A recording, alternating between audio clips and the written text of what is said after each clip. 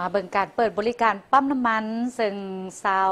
เมืองหาดทรายฟองนครหลวงเวียงจันทร์และขอบเขตใกล้เคียงสามารถเข้าถึงการบริการปั๊มน้ำมันที่มีชื่อว่า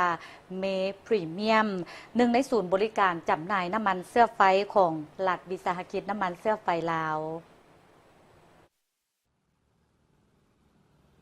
พิธีเปิดศูนย์บริการจำหน่ายน้ำมันเสื้อไฟเมพรีเมียมซึ่งได้มีขึ้นในเมื่อวันที่1 สิงหาคม 2026 ที่บ้านดงคำสร้างเมืองหาดทรายฟองนครหลวงเวียงจันทร์โดยการเข้าร่วมของท่านเวียงทองวงศ์ทวีไล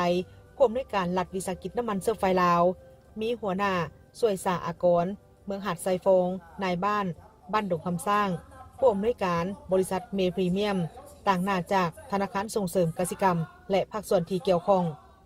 ท่านนางเมธินีพีทพรไซประธานบริษัทเมพรีเมียมได้กล่าวว่า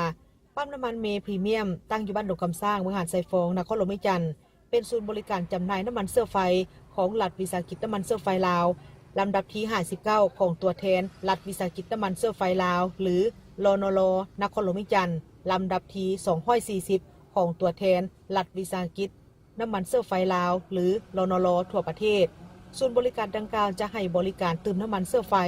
บริการล้างรถบริการเปลี่ยนน้ำมันเครื่องห้างสะดวกซื้อห้างกาแฟและอื่นๆเพื่ออำนวยความสะดวกให้แก่ผู้เดินทางศูนย์จำหน่ายน้ำมันเสื้อไฟเมพรีเมียมมุ่งมั่นที่จะปฏิบัติตามวิสัยทัศน์ที่ว่าส่งมอบพลังงานสะอาดมีคุณภาพพร้อมกับการบริการที่ดีซื่อสัตย์ให้แก่ทุกสังคมในทุกเส้นทางโดยมีทีมงานที่จะคอยให้บริการที่ดีที่สุดและสนองผลิตภัณฑ์ที่มีคุณภาพให้แก่ลูกค้าทุกท่าน